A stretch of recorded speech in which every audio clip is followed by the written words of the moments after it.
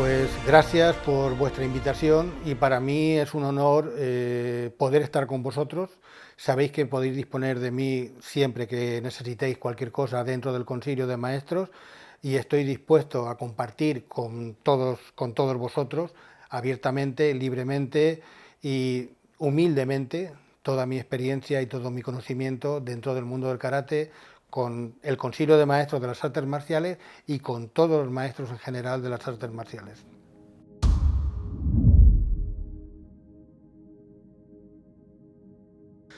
Bueno, pues yo a día de hoy llevo 46 años practicando karate, empecé en 1972.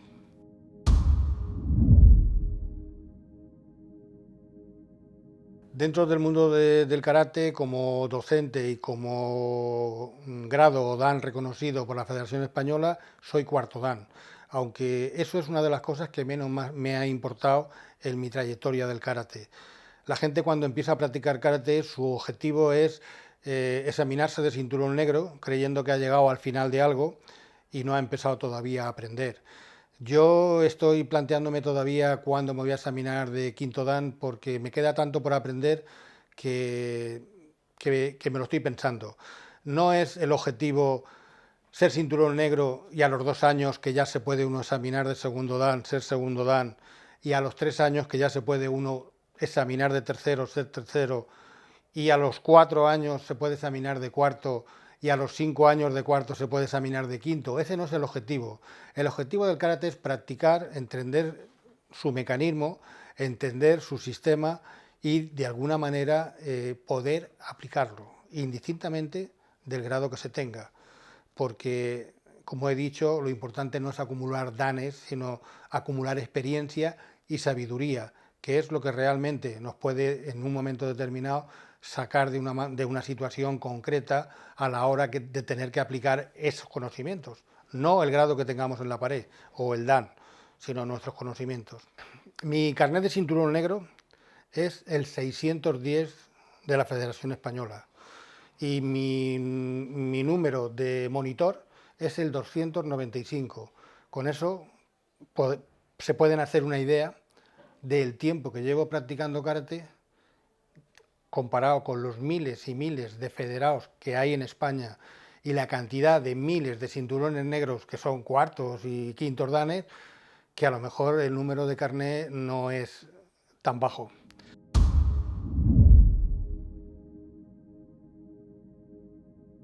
Eso sería bastante complejo porque tendríamos que valorar qué competidor.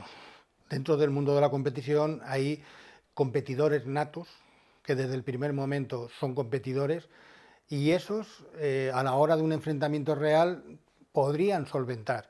Después está el competidor que es competidor porque hace un karate deportivo y está ahí dentro del mundo de la competición, pero no tiene ese, como si dijéramos, ese empuje o ese carácter para enfrentarse a una vivencia real de lo que es karate. Pegar patadas y puñetazos lo puede dar cualquier persona, sea karateca o no sea karateca. La diferencia está en cómo darlos mejor técnicamente y ser más efectivos. Lo que sí que es verdad es que también influye mucho y depende del enemigo al cual nos estemos enfrentando. Si el enemigo al cual nos estamos enfrentando tiene un nivel o tiene una experiencia dentro del mundo de lo que es la defensa o de lo que es la pelea, pues seriamente un competidor puede tener grandes problemas porque está habituado solamente a lo que es la competición y a lo que es su reglamento. Incluso yo he comprobado a veces con los competidores, les he pedido que me golpearan para ver qué potencia de golpe podían generar y no tienen potencia de golpe, porque están acostumbrados a marcar el golpe. Entonces yo les digo, golpea, y golpean, y digo, no, pero golpea. Y es que cuando te tocan, recogen el puño porque es lo que están acostumbrados para que le den el punto.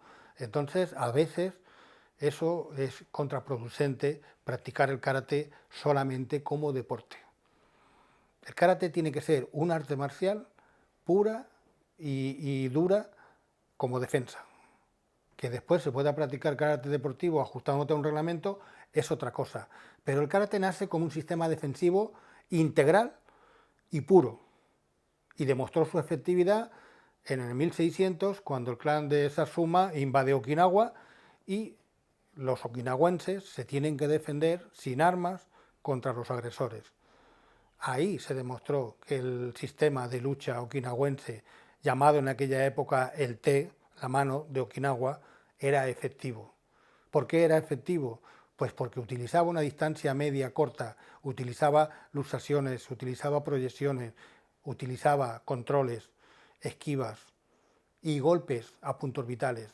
Todo eso en el karate deportivo no existe porque sería tan peligroso que se matarían en los combates. Con lo cual el karate deportivo se queda en 2 golpes directos, en 2 patadas y poco más. Y a veces sin arriesgar, porque si el puño es un poquito más hábil que la pierna, marca el punto, termina el combate y medalla y se acabó. Pero eso no tiene que ver nada con lo que es una pelea real.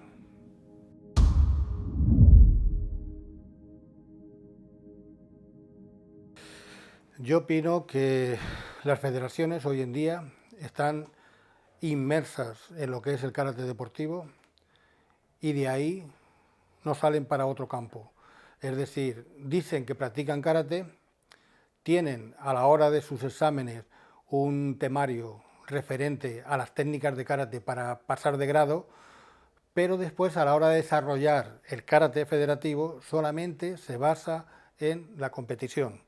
Hasta el punto de que cuando llegas a un grado de tercer dan te piden un trabajo de Goshin. Y entonces tú tienes que averiguar en otras artes marciales, sea Aikido, sea Jiu-Jitsu, sea Judo incluso, aprender algunas técnicas para poder hacer un trabajo de defensa personal en tu programa de tercer dan. Y eso en el reglamento o la normativa federativa no existe, en cuanto los katas de karate tienen codificado toda esa información dentro de su estructura. Entonces no casa una cosa con otra, que un maestro ya que llega a un nivel de tercer dan y no tenga un dominio de lo que es de la defensa personal, que solamente conozca unas defensas, unas patadas y unos puñetazos, como mucho, no es suficiente para presentar un trabajo de defensa personal. Porque claro, aquí estamos hablando que si me golpeas en la cabeza me puedo defender con una defensa. Bien, pero si el enemigo no te golpea en la cabeza, te coge de una mano o te coge del cuello, ¿con qué movimiento tendríamos que salir de ahí? Ahí es donde tenemos que analizar si con un movimiento defensivo podríamos salir de ahí o tendríamos que emplear un movimiento de palanca de articulación o de luxación de articulación para poder salir de ese momento. Y eso es lo que el reglamento federativo no contempla porque está inmensa en lo que es el karate deportivo. Yo creo, desde mi punto de vista, que hay un error grandísimo en cuanto a la estructura. Es decir, competidores en un dojo de karate a día de hoy que tengan cualidades, que les guste y que puedan valer para la competición, solamente hay un porcentaje de un 5%, y estoy diciendo mucho. El resto del colectivo va a practicar un arte marcial, va a practicar una disciplina, va a practicar un ejercicio físico y va con la intención de aprender una defensa personal que no la va a aprender porque la clase va a estar dirigida solamente a lo que es el karate deportivo, que es el gesto de competición, adelante y atrás, golpeo, salgo, esquivo, vuelvo, tal, que está bien, pero está bien para los que compiten, que solamente es ese 5%. A ese otro colectivo o a esas personas mayores que ya no están en edad de competición, ¿le podemos seguir ofreciendo el mismo material para seguir practicando? Desde mi punto de vista, no.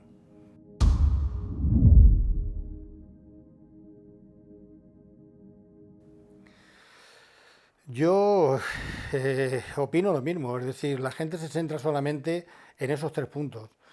En estar federado, en tener un grado y que tener un diploma reconocido. Se olvidan del trabajo, se olvidan de la base, se olvidan de las raíces, se olvidan de todo el complejo que conlleva la disciplina y la práctica de un arte marcial. A veces la pregunta del millón siempre es cuando, tú practicas karate, ¿qué dan tienes? ¿Qué importa el dan que tenga una persona o no lo tenga?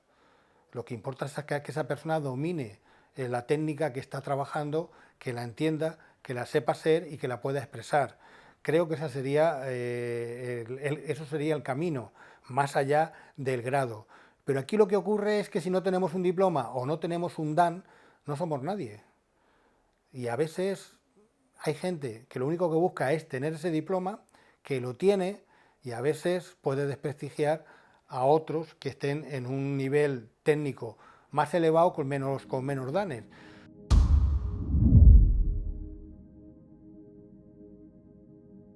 El karate empieza en Okinawa. En el 1917 el maestro Funakoshi es enviado a Kioto a una demostración de artes marciales y se selecciona al maestro Funakoshi porque el maestro Funakoshi era de una familia noble, culta, era maestro de escuela y al mismo tiempo practicante de karate. Entonces era la persona más idónea para ir a representar a Okinawa en Japón y mostrar el arte de la lucha de Okinawa. El maestro Funakoshi llega a Kioto, a esa demostración, y nadie le hace caso. Es más, lo recibe como un desprecio por parte de la sociedad japonesa, como que era un pescador campesino de la isla, que qué les podía enseñar a los japoneses, que eran samuráis y que venían del budo y que tenían sus artes marciales allá. Funakoshi se vuelve otra vez a la isla y sigue entrenando. Y las casualidades de la vida es que en 1922 el príncipe Hirohito, de paso, de viaje a Europa, hace escala su barco en Okinawa y le hacen una demostración del sistema de lucha de Okinawa. Y el maestro Funakoshi es el encargado de hacer esa demostración por los mismos motivos que he reseñado antes. El príncipe, cuando vuelve de viaje de Europa a Japón, le dice a su padre, al emperador, que muy bien el viaje, que ha conocido otras culturas, otros países, pero que se ha quedado impresionado con lo que tienen ahí abajo en esa isla de Okinawa, sobre ese sistema autóctono de lucha que tienen en la isla. Entonces el emperador invita en el 1922 al maestro Funakoshi para hacer una demostración en Japón. El maestro Funakoshi va otra vez a Japón a hacer esa demostración. Pero claro, esa demostración ya era por invitación del emperador. Ya estábamos hablando de la corte, ya estábamos hablando de la alta sociedad de Japón. Y el maestro Jigoro Kano orienta un poquito a Funakoshi en cuanto a la presentación que tenía que hacer delante del emperador. Incluso le pone un kimono, que todavía no se utilizaba el karateki para hacer karate, y le pone un cinturón negro para decirle que él era un maestro y tenía que llevar un cinturón negro. Funakoshi da la demostración y de alguna manera gusta a la gente de la corte y de la alta sociedad japonesa. Y ya el maestro Funakoshi jamás regresó a Okinawa porque empezaron a demandarle demostraciones y clases en ese nivel social y el karate se va expandiendo en lo que es Japón, pero nunca como era en Okinawa, sino un poquito más refinado. El maestro Funakoshi es invitado por Jigoro Kano a dar en el Kodokan una demostración a los altos grados de judo sobre el arte que practicaba y en un intercambio de palabras el maestro Jigoro Kano le sugiere a Funakoshi que se quede para expandir el arte, pero que es muy similar a lo que se hace en el judo. Entonces el maestro Funakoshi le dice que no, bueno, que son más patadas, defensas y golpes, es muy diferente al judo. De alguna manera, el maestro Jigoro Kano se desbanca un poquito también para no parecerse a lo mismo que se hacía, y el judo lo lleva también a las agarres, derribos, proyecciones y estrangulaciones, y quita lo que son la parte de los atemis, que en el judo antiguo sí que existía. De alguna manera, Jigoro Kano implanta el judo como deporte olímpico y Funakoshi empieza a dar clases en un nivel social alto de Japón y se introduce en las universidades. El karate empieza a proliferar y empieza a desarrollarse. Llega la guerra con los americanos.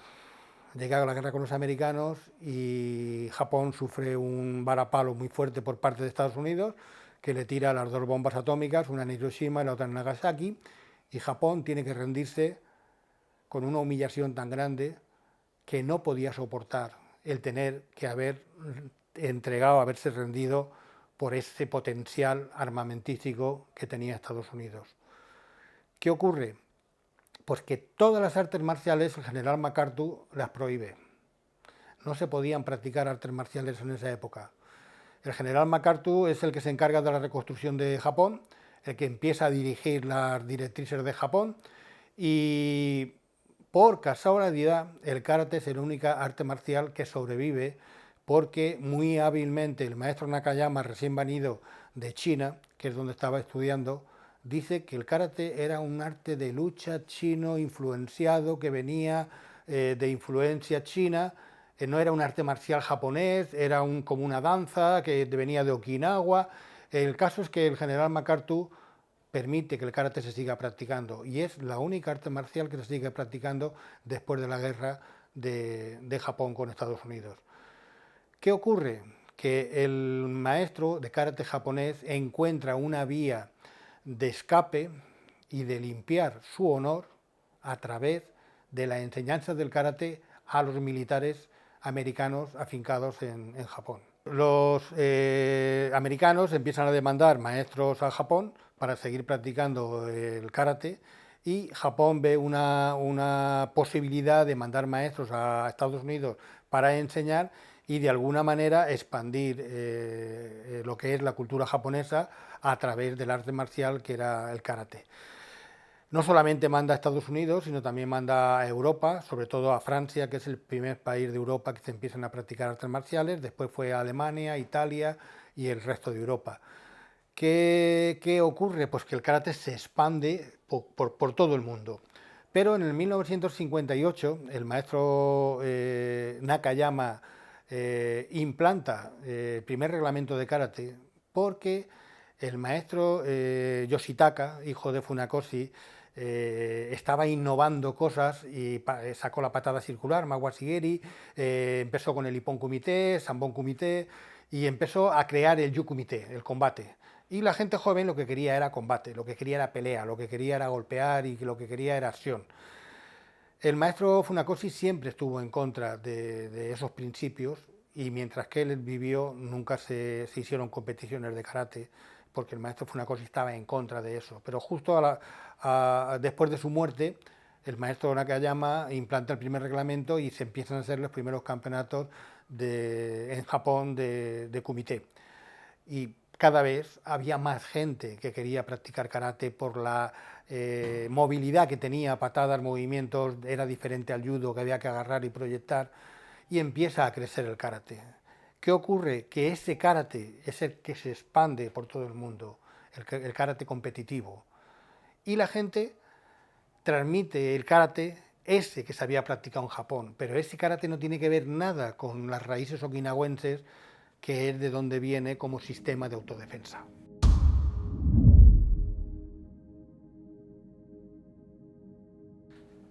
Pues hay un entramado muy grande, porque como hemos dicho antes, hay muchas asociaciones que evidentemente cada una lo que hace es defender su estilo o su sistema.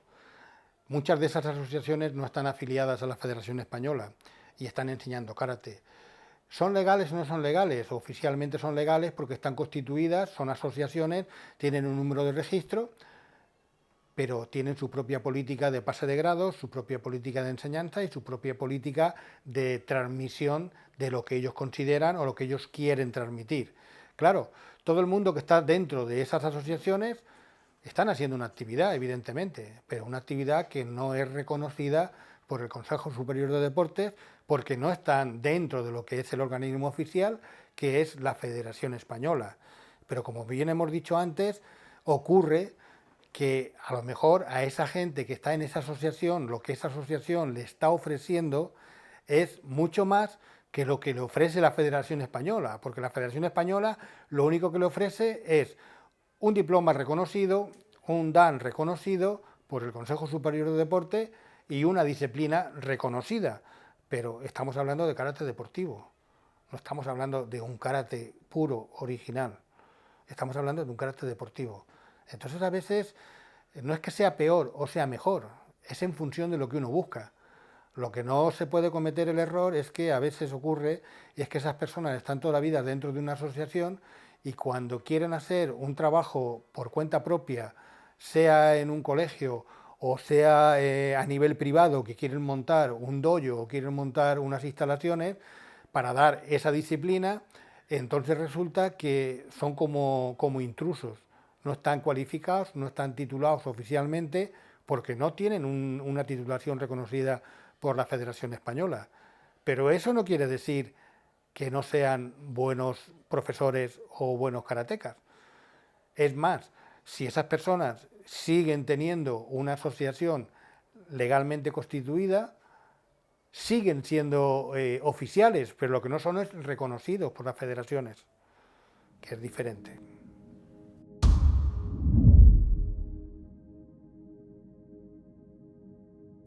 Eso siempre ha sido una guerra, siempre ha sido una guerra del intruso o de alguna manera del profesor pirata que llega, crea su propia asociación, se nombra gran jefe de esa asociación y se llena la puerta de su dojo, la decora con diplomas de diversas índoles que a veces lo hace en la impresora de su casa, con el formato y sellos incluso, con letras japonesas y con tal y con esto y con lo otro.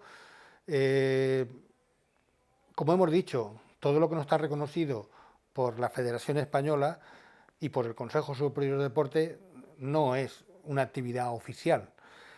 Pero si es buena o es mala está en el nivel técnico que pueda tener esa persona.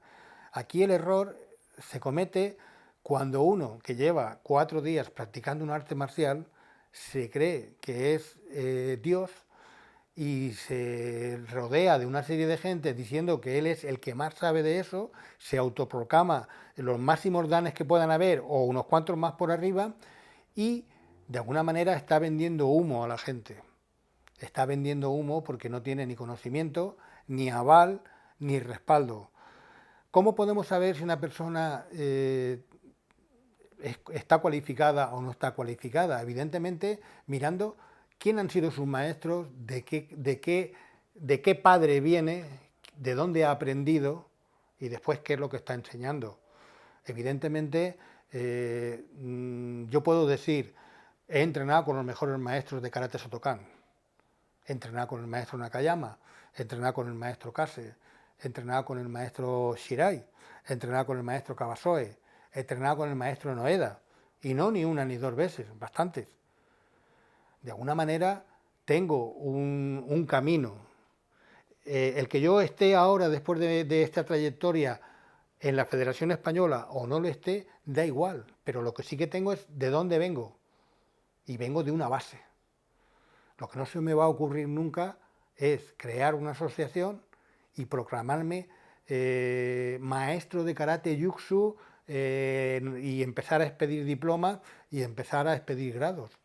No, pero lo que sí que voy a hacer es, con toda esa trayectoria, evolucionar como profesor y transmitir lo que para mí es el karate, no el karate que me han enseñado, porque el karate que me han enseñado tiene una limitación, que después yo con el tiempo he descubierto que esa limitación la han puesto ellos. Incluso muchos maestros de los que están transmitiendo no se lo han enseñado. Si no se lo han enseñado, no lo pueden transmitir. Y hablamos básicamente de lo que hemos hablado antes, del karate como sistema de autodefensa, que está reflejado en los patrones técnicos de los katas, en sus bunkais y en sus aplicaciones, donde existían las luxaciones, donde existían las proyecciones y donde existían las estrangulaciones. Todo eso lo quita de lo que es la estructura de un kata el maestro Itosu en el 1933, en el 1903, perdón, cuando solicita al gobierno de Japón introducir el karate como un sistema de educación física en los colegios.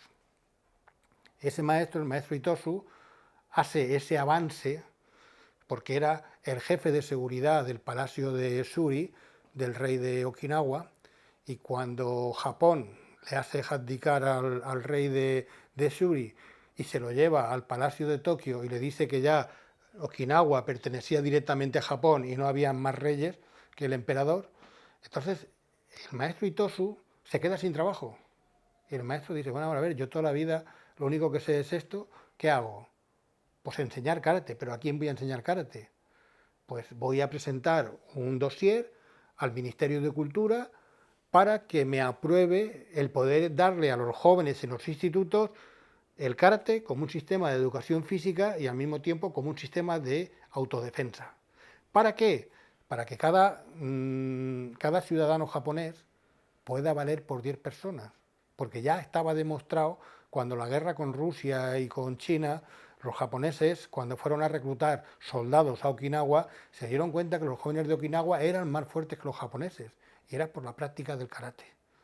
Entonces, al introducir el karate como una actividad física, crea los 5 katas de Heian que no existían, como un módulo de trabajo para el primer curso, segundo curso, tercer curso, cuarto curso y quinto curso. Y quita toda la estructura de luxaciones, proyecciones, inmovilizaciones y estrangulaciones para que los chicos del instituto no se hagan daño en la práctica y se queda solamente con los movimientos de atemis, de golpes de puño y de patadas y defensas.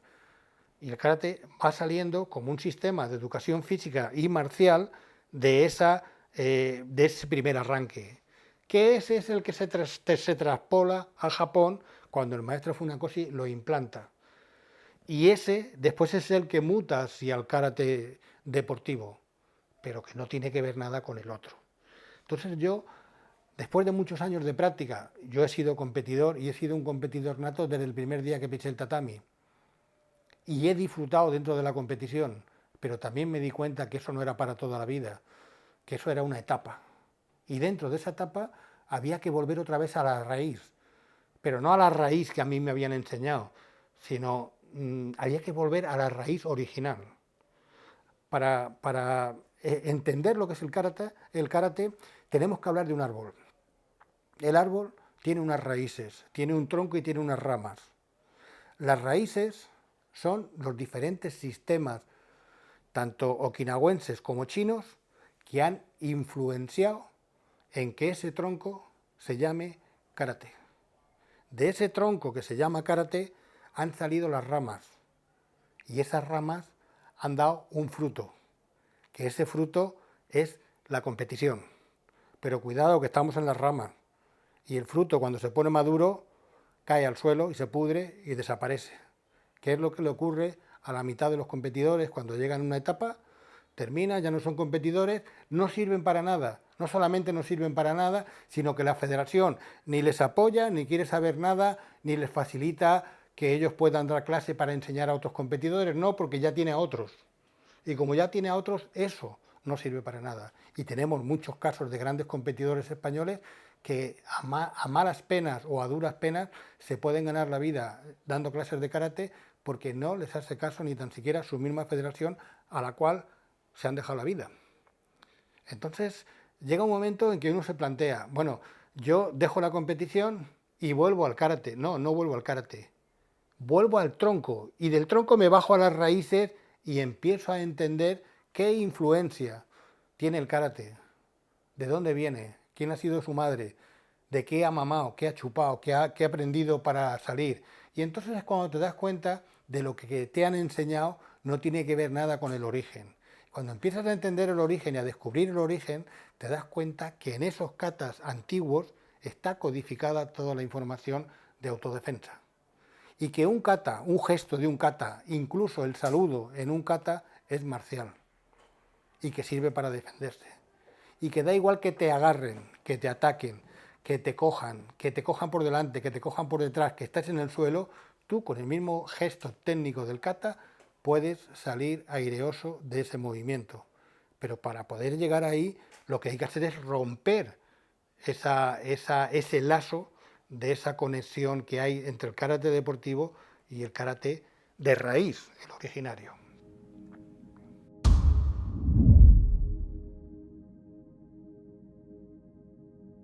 Bueno, esa pregunta me la han hecho muchas veces porque la gente a veces desconoce un poquito lo que es la raíz. ¿Qué es el karate jutsu? ¿Qué es el karate jutsu? Jutsu quiere decir ciencia o arte. Es la traducción del japonés al castellano. Ciencia o arte. ¿Qué quiere decir karate? Mano vacía. La ciencia o el arte de la defensa con la mano vacía. Esa es la traducción literal de Karate Jutsu. Pero es que eso yo no lo he inventado ni lo he creado. Eso es lo que hacía el maestro Funakoshi, y cuando escribió su primer libro de karate le llamó Karate Jutsu. Es la raíz originaria del karate, el arte o la ciencia de la defensa con la mano vacía, que es lo que estábamos hablando anteriormente de la aplicación de los bunkai, de los katas, donde se utilizan las luxaciones, las estrangulaciones, las inmovilizaciones, aparte de los bloqueos, aparte de los atemis, aparte de las patadas, que está todo codificado dentro de la información del kata. Porque el kata, cuando se crea, ¿por qué se crea un kata en karate o en un arte marcial? Sea china, o sea japonesa, o sea okinawense. Es decir, en el 1372 Okinawa recibe la influencia china, porque China quería comerciar con Okinawa para vender sus productos. Pero se da cuenta que los okinawenses no estaban interesados ni por la porcelana, ni por la seda, ni por lo que le ofrecía China. China utiliza a Okinawa gracias a que en el 1200 Japón introduce el hierro en la isla empieza a proliferar, vivían de la pesca y de la agricultura y avanzan en la agricultura gracias a la introducción del hierro en el 1200 en la isla de Okinawa por Japón, que se lo da como una migaja. Mira, con esto podéis hacer hierro y podéis hacer utensilios. China ve una mano de obra barata en Okinawa para la fabricación de armas para China, espadas, lanzas, etcétera, que se hacían en Okinawa. Bien, China en el 1372 manda las famosas 36 familias en una dotación hacia Okinawa, que no eran 36 familias, sino eran una dotación de 3000 personas, en las cuales estaban incluidos profesores, maestros, médicos, acupuntores, artesanos, que fueron los que se desarrollaron de alguna manera lo que era la cultura y lo que era la forma de vivir de los chinos. Fueron influenciando en los okinawenses. ¿Qué ocurrió en el 1400? Pues que en el 1400, a finales del 1370, Okinawa se dividía en tres reinos: las montañas del norte, las montañas del sur y las montañas del centro. Habían como tres jefes en esas zonas que controlaban todo lo que era la isla.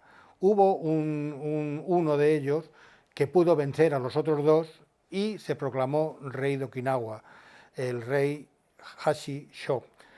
Ese, lo primero que hizo nada más entrar como rey de Okinawa es requisar todas las armas y prohibirlas, con el fin de que ninguno se le pudiera rebelar, ni tanto los del norte ni los del sur, y tenerlos a todos controlados.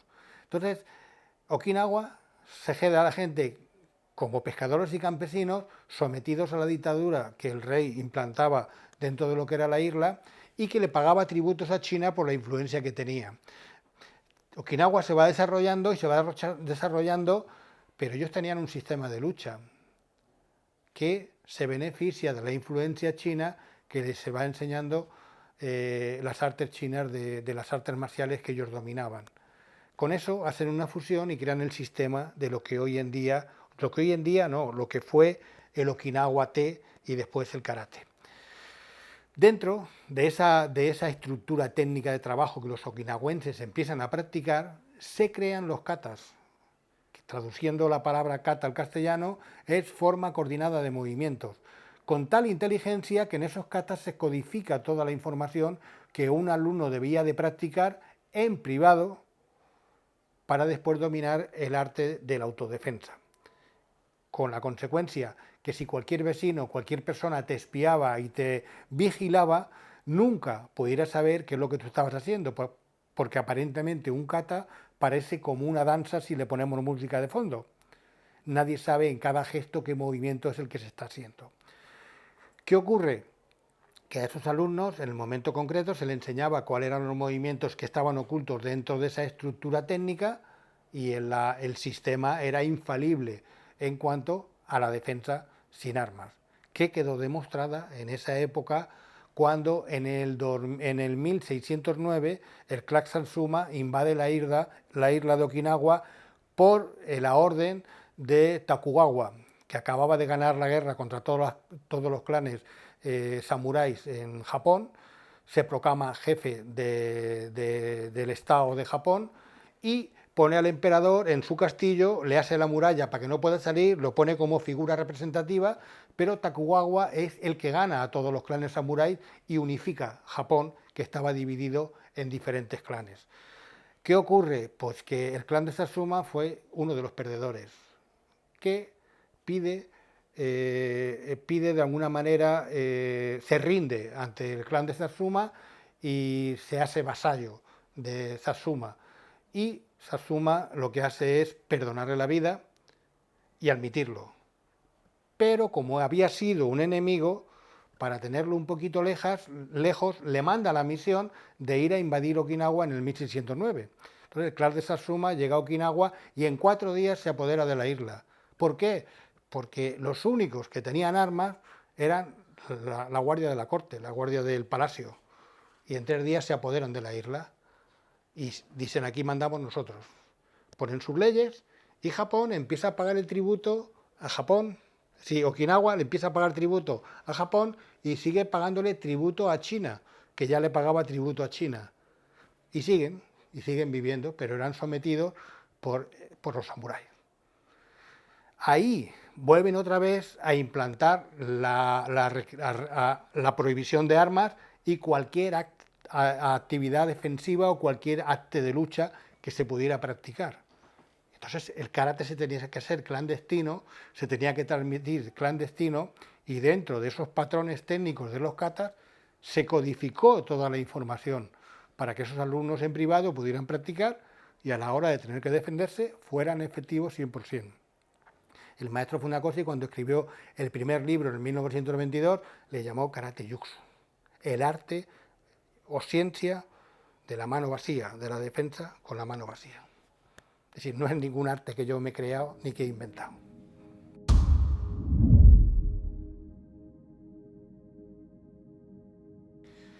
Pues para mí realmente fue un honor recibir el premio, la medalla de oro del Consejo de Maestros de las Artes Marciales, porque yo desconocía, había oído hablar muy poco del Consejo de Maestros de las Artes Marciales, pero cuando recibí el correo diciendo que había sido nominado para la entrega de un reconocimiento con una medalla de plata del Consejo de Maestros, fui indagando un poquito, buscando por internet, entrando en la página, viendo a ver de qué iba este tema, y la verdad es que me siento muy orgulloso de poder pertenecer a este concilio, porque es una actividad tan transparente, no tiene ningún interés económico, no tiene ningún interés de grado, sino solamente tiene un interés, y es de alguna manera cuidar por el desarrollo de las artes marciales, no solamente del karate, sino de cualquier arte marcial que se hace de forma seria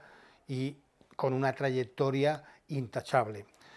Entonces para mí fue un premio que recibí con muchísimo orgullo por venir de una asociación que está trabajando en pro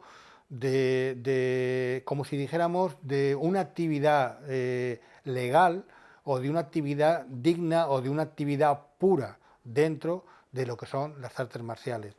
Y como bien he dicho antes, lo que más me impresionó es que no es una asociación que tiene ni fines de grados, ni fines de danes, ni fines de económicos, sino simplemente de reconocer el trabajo de maestros que a través de su tiempo, su trabajo y su historia tienen una trayectoria acorde de los fines de la asociación del Concilio de Maestros de las Artes Marciales para premiar y reconocer. Y creo que en mi caso, cualquiera de los maestros que ha sido premiado por el Concilio de Maestros de las Artes Marciales se tiene que sentir orgulloso de haber sido reconocido por esa asociación.